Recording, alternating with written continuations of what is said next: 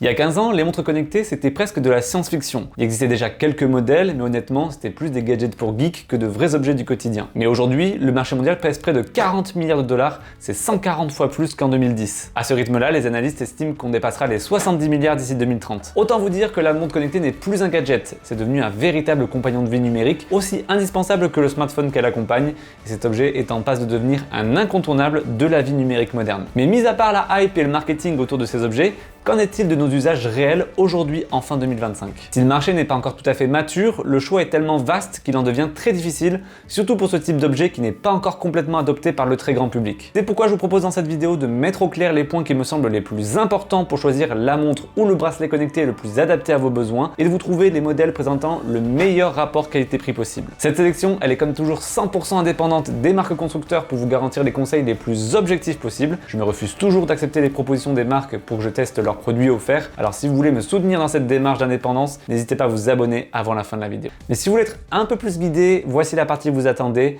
ma sélection des meilleures montres connectées en cette fin 2025 au meilleur rapport qualité-prix, c'est-à-dire celles qui offrent le plus possible pour le moins cher possible.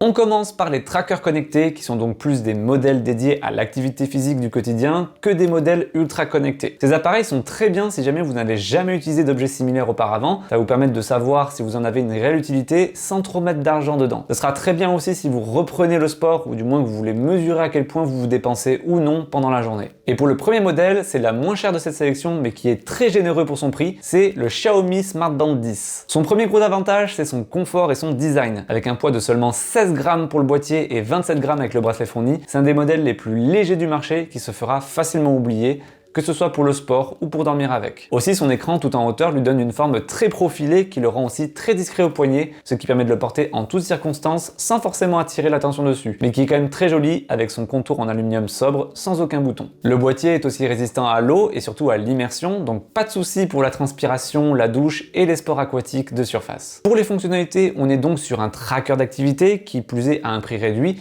donc on oublie tout ce qui est applications tierces, paiement sans contact, etc. On n'aura que les fonctionnalités de sport, de santé et quelques applications basiques, l'affichage de vos notifications du téléphone, y compris les SMS et les appels. Par contre, vu qu'il n'y a ni micro ni haut-parleur, vous ne pourrez pas décrocher vos appels directement avec la montre. C'est donc juste une alarme déportée, mais ça peut vous permettre de garder votre téléphone en silencieux tout en ne loupant pas les appels importants. Et pour les performances, on a quelque chose de plutôt fiable malgré le petit prix.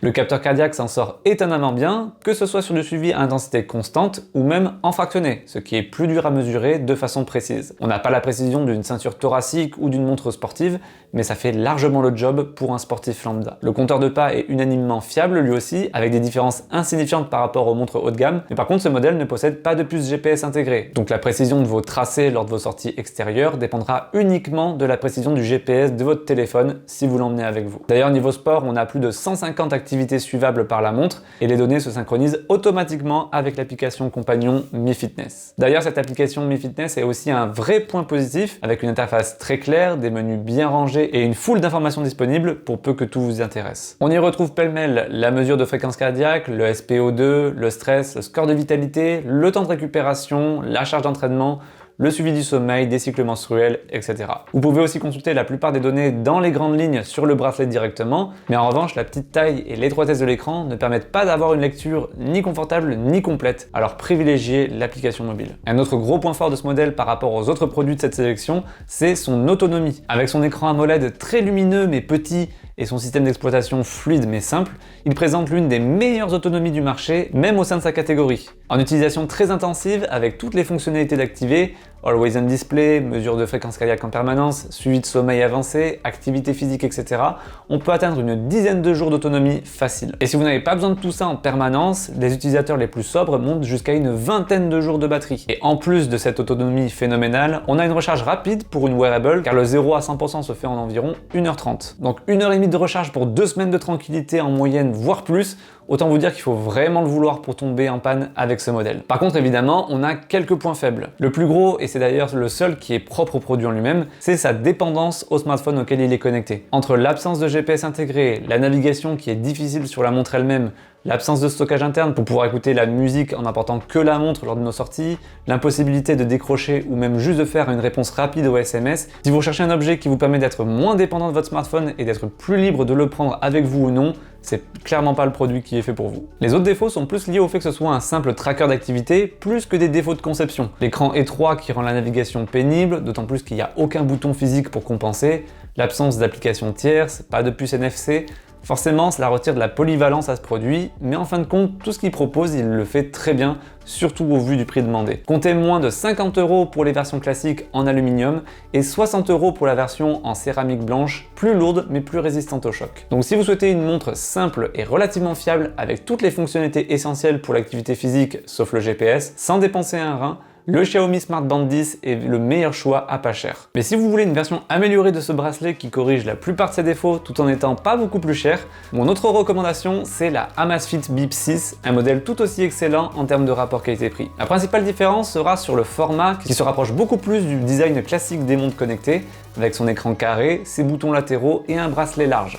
Un design qui passe pas inaperçu, mais qui reste pourtant très léger avec seulement 28 grammes rien que pour le boîtier. Néanmoins, avec sa grande taille d'écran de 1,97 pouces et des bordures plutôt larges, le boîtier est assez imposant et pourra ne pas convenir aux possesseurs de petits poignets. L'autre grosse différence, c'est l'intégration d'une puce GPS dans le boîtier de la montre, ce qui vous permettra d'avoir un suivi complet de votre séance de sport en extérieur, sans compromis sur le parcours. D'ailleurs, les performances de ce GPS sont correctes, avec des distances généralement bien respectées, mais le tracé en lui-même peut manquer un petit peu de précision. En revanche, là où elle brille le plus, c'est sur le suivi cardio, avec une excellente précision, peu importe le type d'exercice qu'elle suit. On a donc une fiabilité globale largement suffisante pour la majorité des sportifs, plus ou moins occasionnels. Concernant les fonctionnalités, mis à part les traditionnels suivi du sommeil, SPO2 et toutes les autres choses qu'on a vues dans le modèle précédent, on a des ajouts très intéressants comme la cartographie en local, qui vous permet de télécharger des morceaux de cartes de où vous allez courir ou randonner pour suivre votre parcours même sans téléphone. On trouve aussi un assistant vocal basé sur ChatGPT qui vous permettra d'activer des fonctionnalités de base de la montre, mais aussi poser des questions sur les aspects santé. Et on a aussi un coach virtuel qui vous aidera à planifier vos séances en prenant en compte votre volume d'entraînement et votre récupération. Des fonctionnalités qui sont réservées pour la plupart à des montres bien plus haut de gamme, pas aussi complètes que sur ces dernières, mais qui ont le mérite de pousser l'expérience de la montre connectée bien plus loin que le Smart Band de Xiaomi, et le tout pour seulement une fraction du prix en plus. Sur ce modèle, on gagne aussi en plus un micro et un haut-parleur pour pouvoir prendre des appels directement sur la montre, pour peu que votre smartphone soit connecté en Bluetooth. En revanche, pas de version 4G sur ce modèle, mais ça peut se comprendre à ce tarif. Au rayon des points négatifs, on a quand même quelques points à signaler. L'écran lui-même qui est certes très lumineux et agréable à utiliser, mais qui mériterait une petite cure d'amincissement pour être adapté à plus de morphologie de poignet. On a toujours le manque d'applications tierces qui peut manquer à certaines personnes, mais c'est surtout le manque d'applications musicales comme Spotify ou Deezer qui aurait permis à cette montre d'être vraiment très autonome et pratique pour les sorties en extérieur. Et aussi, ce qu'il faut savoir, c'est qu'on n'a pas encore de fonctionnalités comme l'ECG ou la pression artérielle, donc si vous avez des problèmes de santé qui nécessitent ce genre de mesures, ce n'est pas le meilleur plan non plus. En résumé, avec le Amazfit Bip 6, on a là une vraie petite montre sportive pour un prix vraiment très abordable par rapport à la concurrence, puisqu'on peut la trouver dans les 80 € actuellement, quand les entrées de gamme des marques spécialisées vont plutôt atteindre facilement les 150 ou 200 €. Alors certes, on n'a pas tout le savoir-faire de ces marques en termes de suivi logiciel, de précision des capteurs et d'ergonomie globale, mais là encore, pour une première montre connectée sans débourser des milliers et des cents, c'est vraiment le meilleur choix qu'on peut faire à ce niveau tarifaire. On rentre dans la catégorie des montres connectées polyvalentes. Dans cette section, j'ai regroupé les meilleurs modèles qui offrent non seulement un bon suivi sportif et de santé, mais qui offrent aussi le plus de fonctionnalités connectées, comme l'accès à des stores d'applications pour télécharger des versions smartwatch des applis de votre téléphone, comme du Google Maps, Spotify, Deezer, WhatsApp, Shazam, etc. On voit aussi arriver de plus en plus de fonctionnalités d'intelligence artificielle avec, comme on l'a vu tout à l'heure, des assistants vocaux améliorés par ChatGPT ou encore l'arrivée de Gemini sur de plus en plus de montres Android qui vont venir augmenter la pertinence du suivi de santé et faciliter l'utilisation de la montre en permettant pas mal de raccourcis qui pourraient être fastidieux sur un petit écran. C'est à mon sens la catégorie la plus intéressante car c'est celle qui parlera au plus de monde, autant aux sportifs plus ou moins assidus que pour les personnes qui cherchent juste une extension de leur smartphone et avec des propositions de prix très variées. Mais comme on est sur ma chaîne, je vais vous proposer ce qui sont pour moi les deux meilleurs rapports qualité-prix du marché dans cette catégorie. La première montre est le meilleur modèle pleinement compatible avec iOS. Il s'agit de l'Apple Watch SE3, le dernier modèle de 2025. Et si je la place ici, ce n'est pas parce que c'est juste la montre la moins chère de chez Apple, mais parce qu'elle propose des qualités uniques sur le marché à ce tarif. La première qui m'a étonné, c'est la qualité de son suivi GPS et cardio. Pour la localisation, on a seulement un GPS monobande qui fait un peu tâche sur le papier au vu du prix, Mais dans les faits, la montre s'en sort admirablement bien, que ce soit en ville ou en plein air, et on a un niveau de précision qui est similaire à l'Apple Watch série 11, vendu presque 2 fois plus cher. Mais c'est surtout sur le suivi cardiaque qu'elle brille le plus, car peu importe l'exercice et l'intensité, ces mesures seront extrêmement proches des ceintures thoraciques de référence, ce qui en fait un tracker au global largement assez fiable pour 95% des gens. Autre point commun avec les Apple Watch plus chers, son processeur Apple S10 qui lui garantit non seulement une fluidité de l'interface à toute épreuve, mais surtout la prise en charge des gestes non tactiles sans avoir besoin d'utiliser votre autre main. Vous pouvez par exemple pincer 2 fois le pouce et l'index de la main qui porte la montre pour valider des actions courantes dans la plupart des menus et des interactions, et secouer rapidement votre poignet vers l'extérieur pour rejeter des appels, arrêter un minuteur, ignorer des notifications et bien d'autres. Cette façon de naviguer, elle existe aussi sur d'autres mondes sous Android, mais ça reste assez rare et pas toujours aussi fiable que ceux d'Apple. D'ailleurs, en parlant de fiabilité, le suivi global de votre santé et de votre activité est, je trouve, l'un des plus accessibles pour les personnes qui découvrent ces fonctionnalités,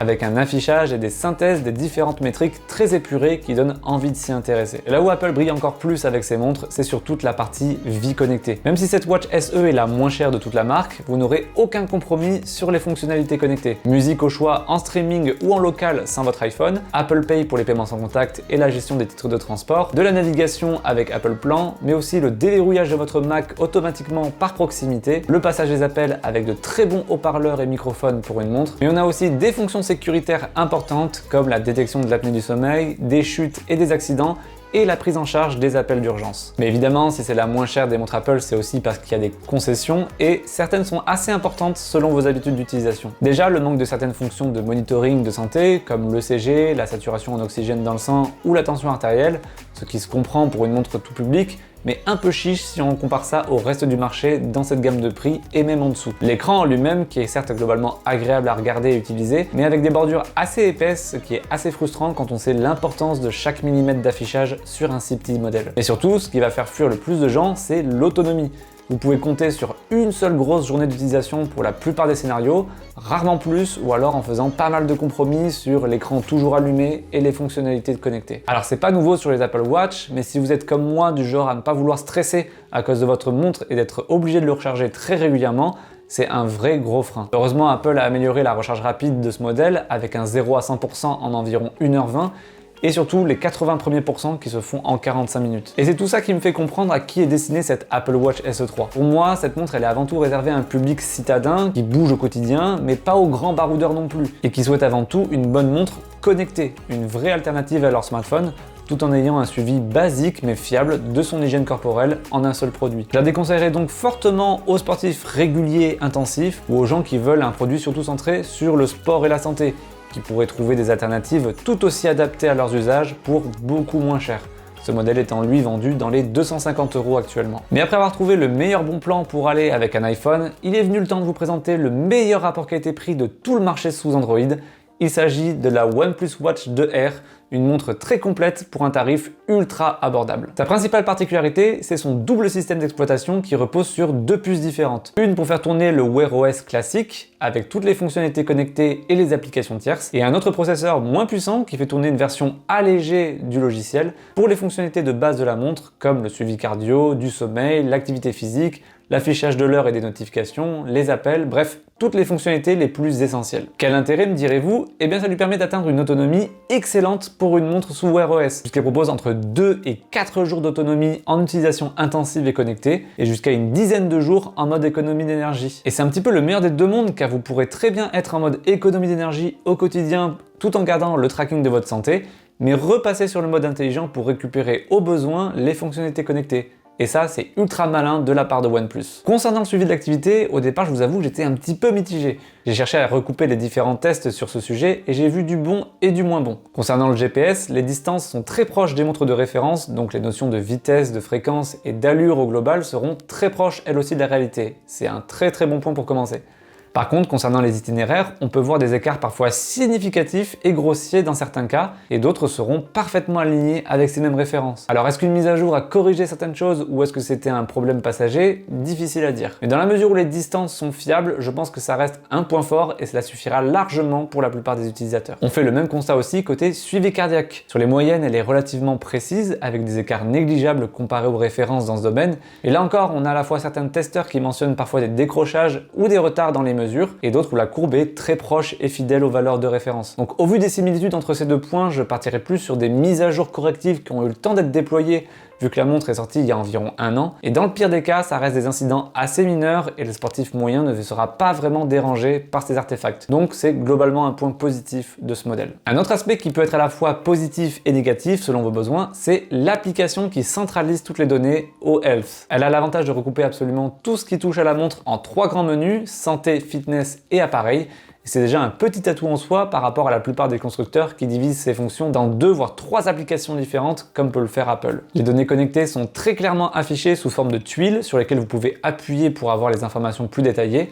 Et le tout est vraiment très lisible et accessible. Néanmoins, si vous êtes un sportif aguerri ou un athlète, les données et interprétations de celles-ci peuvent peut-être vous sembler un peu trop minimalistes et pas assez concrètes pour optimiser votre routine d'entraînement. Et enfin, le dernier point que je veux mettre en avant, c'est sa qualité de construction. On a un écran AMOLED de 1,37 pouces avec une luminosité qui pousse à 600 nits en mode normal et même 1000 nits en mode boost, ce qui la rend lisible peu importe les conditions. Le boîtier est en aluminium avec 2 boutons sur les côtés et il ne pèse que 37 grammes, ce qui en fait une montre vraiment légère pour la taille de son écran. Et au passage, elle est aussi certifiée IP68, donc résistante à l'immersion. Alors si on met tous ces points forts bout à bout, on a une montre très connectée, avec un écran lumineux, fiable, légère et autonome. Ça fait quand même beaucoup de qualité et honnêtement, je ne lui vois pas beaucoup de points faibles. On peut lui reprocher l'absence de certaines fonctionnalités comme l'ECG, le détail de la composition corporelle, pas de charge sans fil et il n'y a aussi pas de version 4G. Mais pour son prix actuel d'environ 150 €, je vois aucune montre qui propose une telle polyvalence, même auprès des marques tierces ou chinoises. C'est pour ça que je trouve que ce modèle c'est le plus intéressant de la vidéo, car c'est celui qui peut convenir à la grande majorité des gens, qui est bonne sur absolument tous les points essentiels et pour un tarif plus qu'abordable. Que vous soyez surtout intéressé par le côté connecté ou le suivi de santé,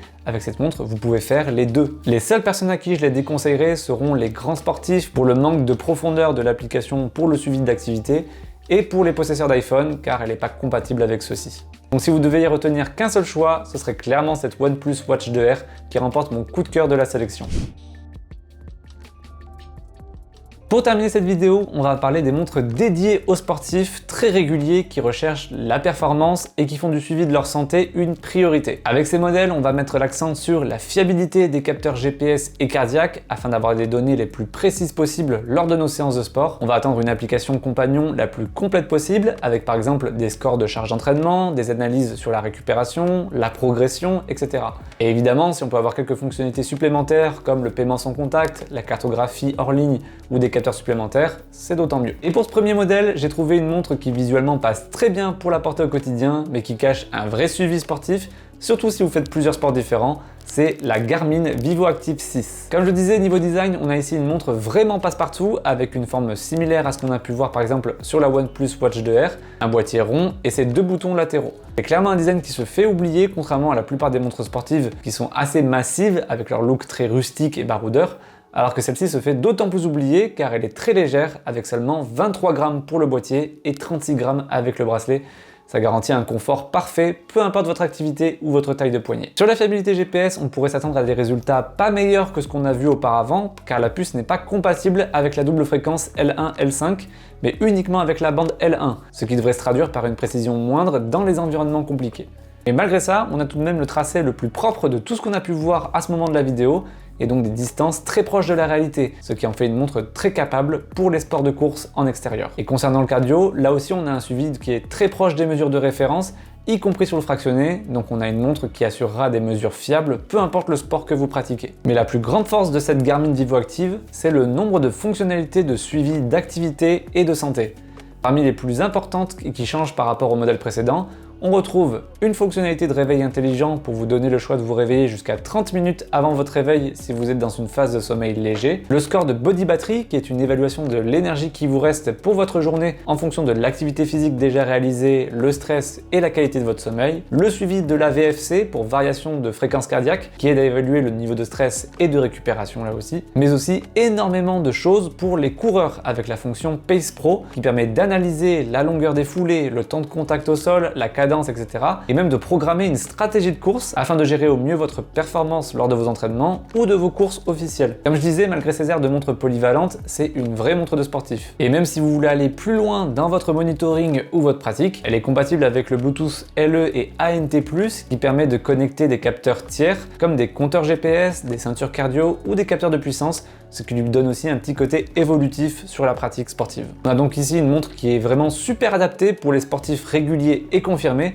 notamment si vous faites de la course à pied. Mais en revanche, elle pêche pour les athlètes et les adeptes de sport de montagne, car elle ne possède ni cartographie, ni baromètre altimétrique. Pareil pour les athlètes des longs trails et des treks, dans ce cas c'est surtout l'autonomie qui pourra vous rebuter, car si elle est correcte dans un usage sportif ponctuel avec entre 3 et 10 jours d'autonomie, on sera sur une quinzaine d'heures en suivi GPS multi-réseau en continu, ce qui est trop peu pour envisager sereinement des activités sur plusieurs jours. Cette Garmin Vivoactive 6 est donc plus une montre de ville entre guillemets, dans le sens où elle sera plus adaptée à quelqu'un qui l'utilisera pour une pratique régulière mais avec des activités limitées dans le temps, d'autant plus que l'application Garmin permet de télécharger quelques applications tierces comme les traditionnels lecteurs de musique en streaming, Google Maps ou autres. Par contre, on ne pourra pas prendre des appels avec ce modèle car on n'a aucun micro ni haut-parleur. En résumé, on a donc une smartwatch qui est taillée pour le sport et le suivi de santé avancé, avec une super interface et des fonctionnalités très poussées, tout en ayant un design élégant et une autonomie suffisante pour le quotidien. Pour le public qu'elle cible, elle a donc aucun défaut majeur et ça en fait là encore une montre très recommandable, surtout au vu de son prix. Lancée en avril 2025 au prix de 329 €, on peut désormais la trouver aux alentours des 270, une vraie bonne affaire pour une montre si polyvalente. Et pour terminer, je vous présente ce qui est pour moi la meilleure montre destinée aux sportifs au meilleur rapport qualité-prix. C'est la Suunto Race S, mon coup de cœur de cette catégorie. C'est simple, je connais pas de modèle aussi complet pour les sportifs de tout niveau et de toute pratique à ce tarif. On a du GPS multi-GNSS et double fréquence, un capteur cardio fiable qui prend en charge la surveillance de l'AVFC, un capteur pour la saturation en oxygène et même un altimètre barométrique. D'ailleurs, ce dernier couplé au logiciel de la montre lui permet de proposer un mode spécifique aux randonnées avec dénivelé, le Suunto Climb Guidance, qui permet de visualiser le dénivelé parcouru et à venir sur l'ensemble du tracé, ainsi que le dénivelé de la portion en cours, ce qui est super intéressant pour jauger son effort et comparer son ressenti à la difficulté de la pente. Et en parlant de sport de grand air, la Suunto Race S propose aussi la cartographie en local. Avec ses 32 Go de mémoire interne, vous pouvez stocker de nombreuses cartes sur la montre afin de pouvoir garder en toutes circonstances un œil sur votre localisation grâce à la puce GPS. Les cartes sont zoomables dans une échelle comprise entre 25 mètres et 20 km de rayon, ce qui est largement suffisant pour visualiser en un clin d'œil votre parcours. Et évidemment, le plus utile, c'est surtout la navigation qui vous permet d'être guidé à chaque virage à partir du moment où vous avez préchargé l'itinéraire que vous souhaitez réaliser. On est donc sur une vraie montre adaptée au sport de plein air, que ce soit de la petite course à pied dans le quartier jusqu'au long parcours en montagne. D'ailleurs, là où la Garmin précédente était trop juste avec sa quinzaine d'heures de suivi GPS en continu, comptez ici environ 40 heures à précision équivalente, et entre 30 et 120 heures selon le profil d'économie d'énergie choisi, sachant que cela impacte directement la précision du GPS, l'activation ou pas de la cartographie et l'activation ou non de la fréquence cardiaque. Ça signifie aussi que si elle peut vous emmener aussi loin sur de longs parcours, son autonomie sera largement suffisante pour la vie quotidienne. Comptez 5 à 7 jours selon si vous activez ou non l'Always On Display et encore plus en désactivant les mesures de suivi en continu. Et même au-delà de la précision de ces données, l'application Suunto est aussi excellente et très complète au niveau de ce que peuvent proposer les marques les plus populaires. Vous avez même le droit au coach Suunto AI qui vous génère chaque jour des commentaires et des analyses détaillées mais compréhensibles sur votre état de santé général, vos derniers entraînements, vos progrès et des conseils pour anticiper vos prochaines activités. Et niveau design, c'est toujours subjectif, mais personnellement je trouve que c'est le parfait compromis entre une montre connectée classique, relativement sobre au niveau du boîtier, mais qu'on peut accompagner de bracelets très colorés qui pètent particulièrement et qui donnent un look très sportif et fun. Elle existe en deux versions, une en acier qui est moins résistante et plus lourde, on est à 60 grammes bracelet inclus, ça reste quand même confortable pour la plupart des gens, et une version titane qui elle est plus résistante et plus légère avec 53 grammes au total sur la balance. La Suunto Race S offre donc une grande majorité des fonctionnalités des montres de sport haut de gamme pour un prix largement plus raisonnable. On est à environ 280 € pour la version acier au lieu des 349 au lancement et 350 € pour la version titane. Alors oui, il existe des modèles à 500, 700 voire 1000 €, mais hormis si vous êtes un athlète de haut niveau et que vous souhaitez en plus du suivi sportif des fonctions connectées plus complètes, il n'y a clairement pas besoin de dépasser les 300-400 € pour avoir une montre de sport qui remplit parfaitement vos besoins. Et voilà pour cette nouvelle section sur un nouveau thème pour la chaîne. Si vous êtes habitué des montres connectées, je vous invite chaudement à me partager vos suggestions de modèles et des critères qui vous semblent importants. Ce que j'ai mis en lumière aujourd'hui, c'est très centré sur ma vision de ce genre de produit, mais je suis totalement ouvert à apporter plus de nuances dans ma façon de voir les choses, et ça servira pour la prochaine vidéo. Pour rappel, vous trouverez tous les liens dans la description si jamais vous souhaitez vous procurer ces modèles, et n'hésitez pas à mettre les produits qui vous intéressent dans votre panier, car cela vous permet de surveiller l'évolution des prix facilement, à la hausse comme à la baisse. Si la vidéo vous a plu, n'hésitez pas comme d'hab à liker et booster la vidéo, et surtout de vous abonner pour ne pas louper les prochains guides d'achat. Sur ce, prenez bien soin de vous, je vous dis à la prochaine, c'était Yensing. Bye bye.